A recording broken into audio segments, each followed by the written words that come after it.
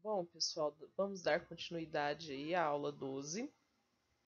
E agora, pessoal, nós vamos falar um pouquinho sobre adubação verde, tá? Bom, pessoal, o que eu posso estar observando nessa figura, né, nessa imagem? Esse manejo da biomassa. Eu tenho um plantio aí de crotalária. O que é a função dessa crotalária? Produzir biomassa, massa verde. Essa massa verde ela vai servir de adubo para a cana. E aí já vem a sulcação direta da cana, certo? Ou seja, eu tenho um plantio de crotalária. Quando ela chega a uma determinada idade, eu faço o quê? Eu planto, certo? Eu faço o plantio do meu canavial sobre essa crotalária. Então, pessoal, essa adubação verde, ela é feita em áreas de reforma de canavial. E eu posso utilizar adubos verdes, como a crotalária, soja ou amendoim. Bom, pessoal, e quais são as vantagens aí, né, dessa adubação verde? Primeiro, melhora a propriedade química do solo. Essa planta que eu planto antecedendo o meu plantio da cana, ela vai depositar nutrientes ali, que melhoram quimicamente o meu solo. Isso é excelente. Diminui o assoreamento dos sulcos de plantio e facilita a germinação. O que isso quer dizer? Essa planta que eu plantei antes ali, ao realizar a sucagem para o plantio da cana, ela não vai permitir o quê? Que esse suco desmorone e coloque terra em excesso sobre o meu tolete, né? Dificultando assim a germinação dele. Redução total ou parcial da adubação nitrogenada de plantio. Geralmente, pessoal, essas plantas de adubação verde, elas trazem muito nitrogênio, o que reduz a minha utilização de nitrogênio químico, né, no plantio. Isso é excelente, eu vou estar tendo uma economia. Reciclagem de nutrientes percolados. O que é a reciclagem? Eu busco aqueles nutrientes que já haviam sido perdidos no solo, né, no perfil do solo.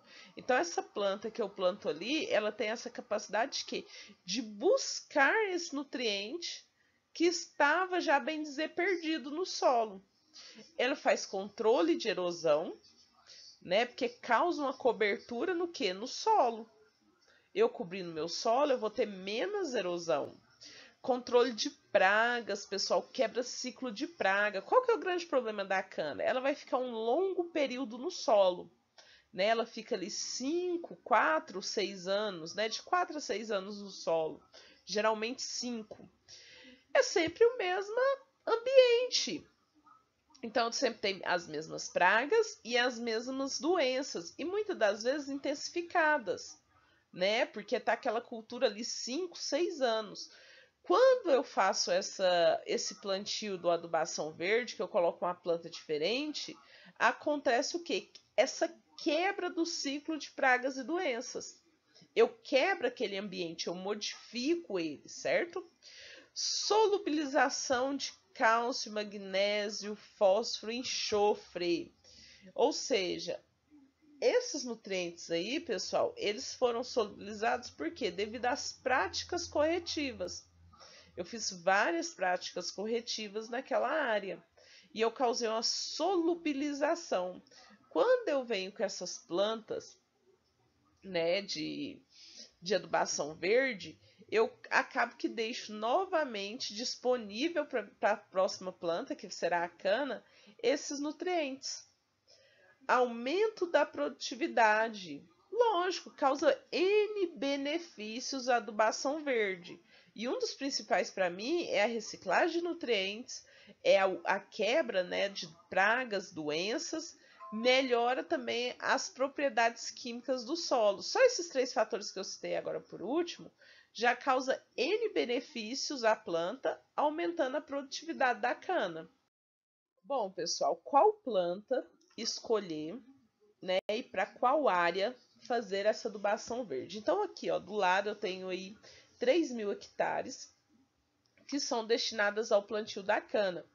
Só que entre uma renovação e outra do meu canavial, eu faço essa quebra com adubação verde. Quando eu falo fazer essa quebra, é fazer essa quebra de ciclo de doença, de reciclagem de nutrientes e tudo mais que a adubação verde proporciona, beleza?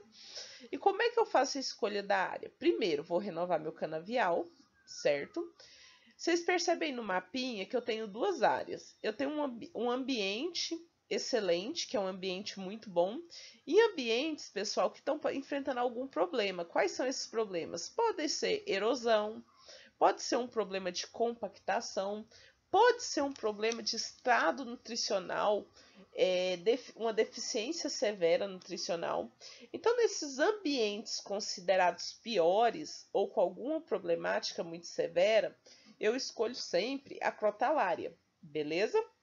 Já num ambiente melhor, um ambiente que teve minha produção máxima da cana até o último corte, não teve deficiência nutricional, um ambiente que não passa por um processo de erosão, eu posso estar colocando a soja ou o amendoim, certo?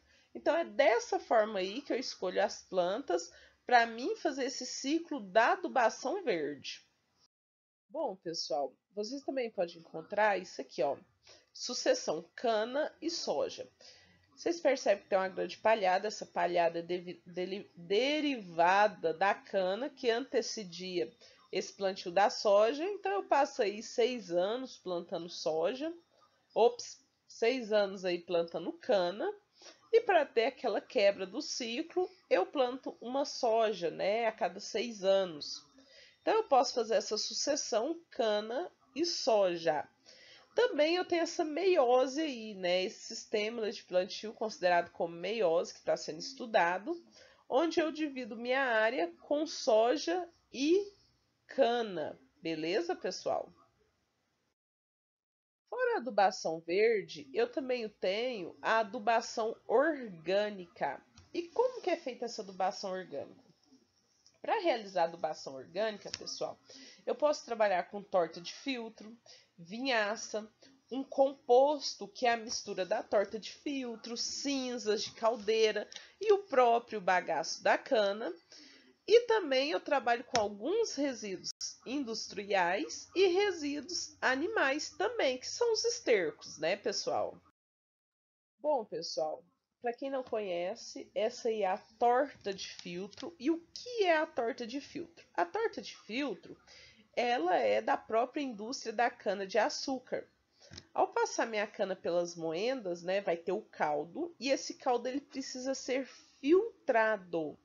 Esse é o restoido que fica quando o caldo é filtrado. Então, nada mais é do que restos da própria cana-de-açúcar após ser moída. Aí o pessoal retira esse produto dos filtros lá da usina e leva até para os pátios, né? Para que passe por uma secagem e que passe por algumas transformações que eu vou mostrar a seguinte. A torta de filtro, pessoal, geralmente é composta por fósforo, potássio, cálcio, magnésio e enxofre, certo? Geralmente, nessa primeira linha são as médias encontradas em porcentagem. Então, a cada 100 quilos de torta de filtro, nós temos 14,9 quilos de nitrogênio, 17,20 quilos de P2O5, 3,40 quilos de K2, que é o potássio. Nós temos 45 quilos aí de cálcio, 4,6 quilos de magnésio e algumas gramas aí de enxofre. Na tabela eu demonstro para vocês a quantidade de micronutrientes encontrados na torta de filtro. Então, na torta de filtro, pessoal, eu encontro ferro, cobre, manganês, zinco, sódio e boro. Então, vocês percebem que eu tenho uma grande quantidade de macro e micronutrientes na torta de filtro. E eu vou estar utilizando, pessoal, essa torta de filtro no plantio da cana-de-açúcar, tá?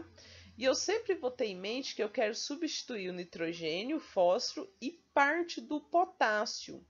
Então, eu vou estar fornecendo aí, né, na hora do plantio, de 30 a 40 kg de nitrogênio, de 20 a 150, 120 a 150 kg de fósforo e de 100 a 120 kg de potássio. Então, a torta de filtro eu consigo substituir nitrogênio e fósforo no seu total. Aplicação, né, pessoal, da torta de filtro aí na área total. Nesse caso aqui, eles estão fazendo a aplicação localizada de torta de filtro no sulco do plantio. No anterior estava aplicando na área toda e nesse caso aqui já faz no sulco de plantio. Nesse caso aqui, pessoal, eu tenho aplicação de torta de filtro em cobertura nas entrelinhas da cana. Bom, pessoal, além, né, dos subprodutos aí da usina, no manejo da adubação orgânica, eu tenho outras alternativas, como a cama de frango, esterco de poedeira, esterco de confinamento, o dejeto suínos e o esterco bovino. Como eu utilizo esses produtos orgânicos? Primeira coisa, pessoal, eu ilero eles numa área lá próximo da minha usina, identifico essas leiras, né, esses montes desses adubos e venho trabalhando com eles. De que forma? Eu trabalho, pessoal, esses adubos enleirados, né, que seja a torta, que seja os estercos, as camas de frango, que seja, através desse misturador. Eu faço essa mistura mecanizada. Então eu vou misturando aqueles produtos que eu enleirei. O que acontece? Esse misturador, ele promove a aeração, que eu preciso muito, eu não posso deixar esse produto meu abafado, eu preciso de oxigenação. Eu faço a homogeneização. O que é homogeneização? Misturar por igual meus componentes, né? Fazer uma boa mistura aí. Eu provoco a perda de umidade. Isso tem que ser feito. Essa mistura ela é excelente por causa disso. Eu vou perder umidade, porque se eu deixo umidade nesse preparo que eu estou fazendo, o que me acontece? A proliferação de micro-organismos. E esses micro-organismos vão viver do quê? Dos nutrientes, né, que esse adubo orgânico que eu estou preparando tem para oferecer para minhas plantas. Se os micronutrientes comem esses nutrientes, o que vai sobrar para minha planta? Nada. E eu também faço o controle da temperatura, ou seja, eu curto, né? Eu preciso curtir esse material, então eu faço essa curtição, controlando essa temperatura. Essa temperatura, essa umidade, essa aeração, ela tem que ser muito bem controlada para que não haja a proliferação de micro-organismos. E muitas das vezes até micro-organismos que provocam doenças na minha cana. Nesse caso aqui, pessoal, eles ainda estão fazendo aplicação de gesso agrícola. Então, todo esse material aqui, ele não vai ficar em superfície. Ele vai ser incorporado à subsuperfície, ou seja, na parte mais funda do solo. Olha que bacana, olha a estruturação que eu vou dar para esse canavial, né? Eu vou colocar o gesso misturado ainda com adubo orgânico e vou levar isso para grandes profundidades, de 20 a 40, né? Ou seja, a minha cana vai ter um grande desenvolvimento radicular. E é o que eu quero, né? Que tenha um desenvolvimento radicular muito bem estruturado. E um solo excelente nesse caso, com essa mistura.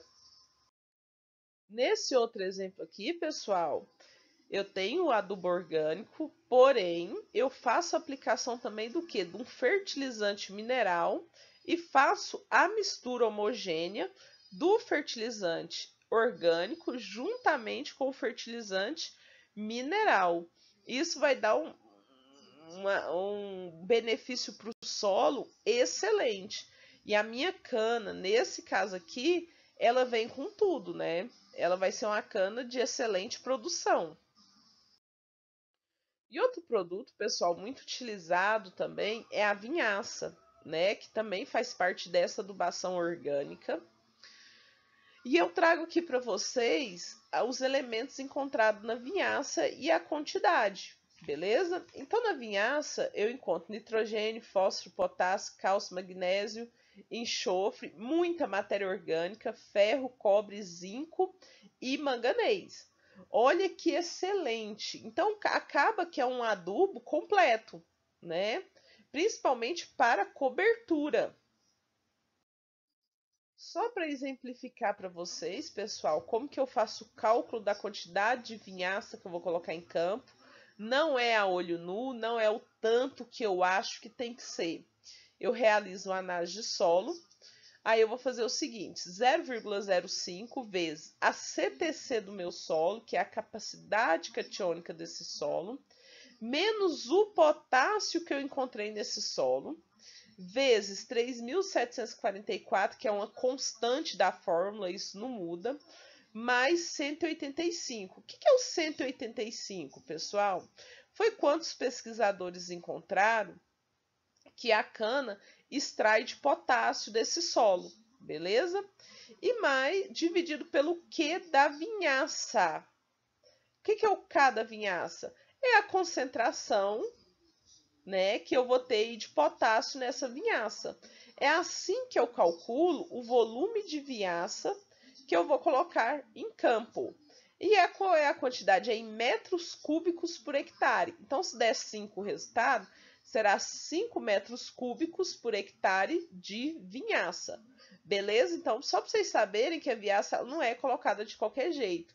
Existe um cálculo baseado na quantidade de potássio que a vinhaça tem, a quantidade de potássio que é extraída e a quantidade de potássio que se tem no solo. Então, a vinhaça, ela gira em torno do CTC e do potássio, tanto da própria vinhaça quanto do solo. Exemplificando aí para vocês um reservatório de vinhaça no meio de um canavial. Mais um exemplo aí de um canal que conduz vinhaça. Então, no meio do meu canavial, eu faço vários canais desse, onde eu libero a vinhaça e fica mais fácil do meu canhão estar sugando essa vinhaça e lançando para a cana. E nessa última imagem aí, né, um carretel enrolador. Esse carretel é um canhão e ele é responsável por quê? Por jogar a vinhaça na área. Então eu faço o cálculo e a distribuição da minha vinhaça no canavial geralmente é feita através desse canhão, beleza?